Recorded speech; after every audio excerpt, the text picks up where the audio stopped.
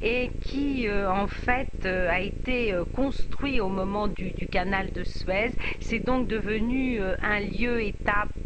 historique, un ancien pavillon de chasse absolument magnifique, et surtout ce qui est extraordinaire, c'est qu'il a gardé son cachet tant à l'intérieur qu'à l'extérieur, si bien que quand on regarde des anciennes photos du début du siècle, eh bien il est quasiment aujourd'hui le même. Donc il a ce cachet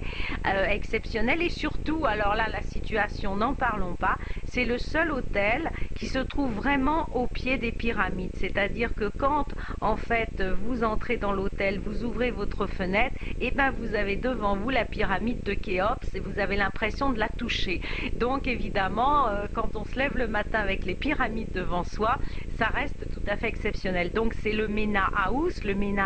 Oberoi, donc il est rattaché à la chaîne Oberoi, et lui fait partie donc de ces leading hôtels. Alors au Caire, vous avez également des hôtels, on va dire, peut-être un petit peu plus simples, mais qui se trouvent également près des pyramides de Gizeh. Je pense notamment au Sofitel le Sphinx, qui est rattaché à la chaîne Accor, ou bien également au Méridien, qui se trouve non loin de là, donc des hôtels avec parc, avec piscine, et donc proximité du plateau de Gizeh, proximité également donc de Saqqara et de toutes les autres pyramides,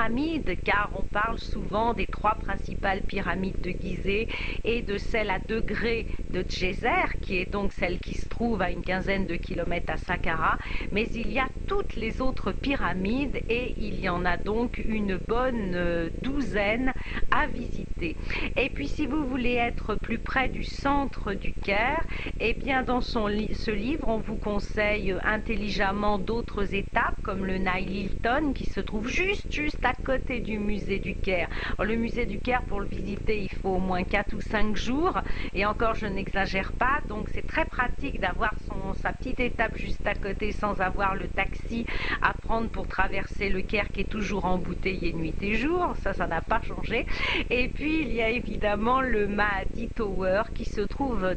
comme son nom l'indique, dans le quartier Mahdi, qui est un petit peu plus éloigné. Ça c'est pour faire d'autres visites, car au Caire, en dehors des sites archéologiques et pharaoniques, eh bien n'oubliez pas qu'il y a également des mosquées et des églises superbes.